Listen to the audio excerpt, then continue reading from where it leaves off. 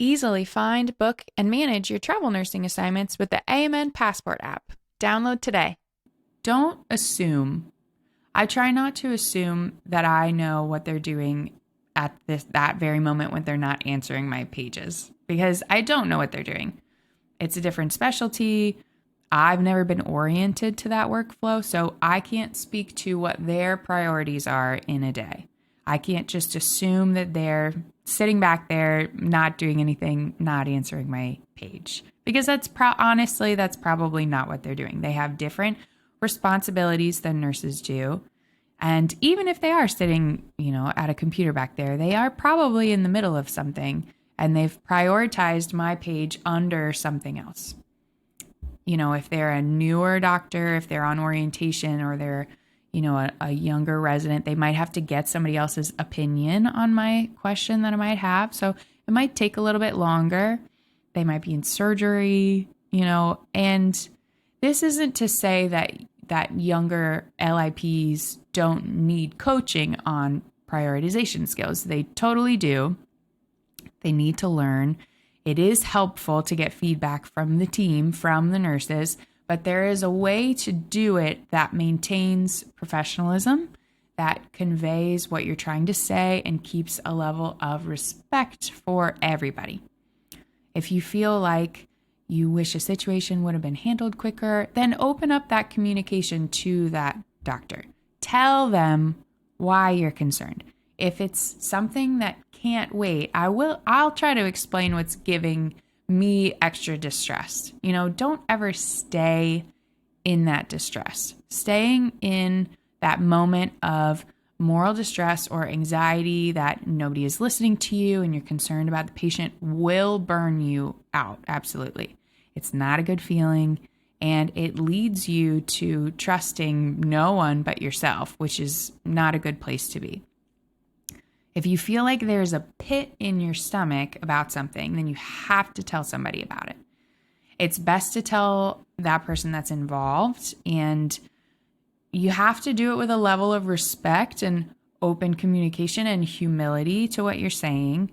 But if they're not listening, then you absolutely can go up the chain. So it could look something like this. I wanted to do a couple of kind of scenarios in this episode. And some of these things are things that I've experienced. Some of these things are things that I've seen other people experience before, and ways that I've learned in these circumstances. So it could look something like this. So your patient has a neuro change. Let's say that they're intubated. They have a RASS of -4, meaning that they're heavily sedated for my, med-surg acute care nurses. And their pupils seem a little more sluggish. They're on high amounts of sedation. So you page the intern and you say that pupils are now 4 and sluggish. They get the page. They know that high amounts of sedation and a deeper RASS score will cause somebody's pupillary response to slow.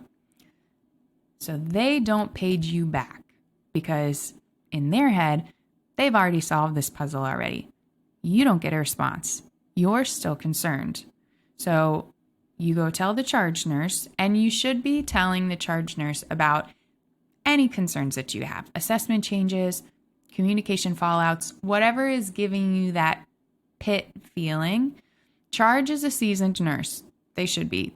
Let's all hope that they are a seasoned nurse. And, most of the time they are.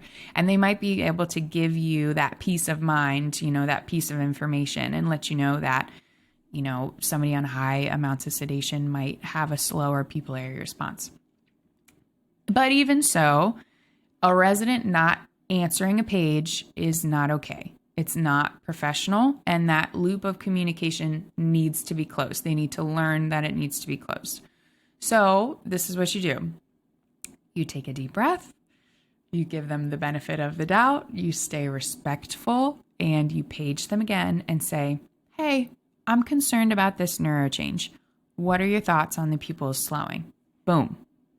You're concerned, you're respectful, and it's a question, not a FYI page, which will prompt them again to answer you.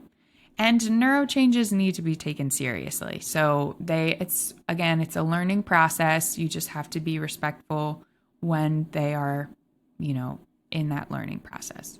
And it might be that you know the answer to that question that you're looking for, but you do need to run it by the team. You can't just, notice a neuro change, nobody pages you back, and then you decide, it must be fine.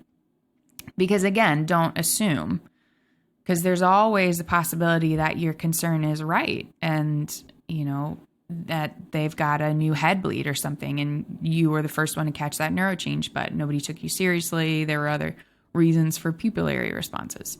It was your assessment, and don't just assume it was wrong or shouldn't be prioritized because you didn't get a response.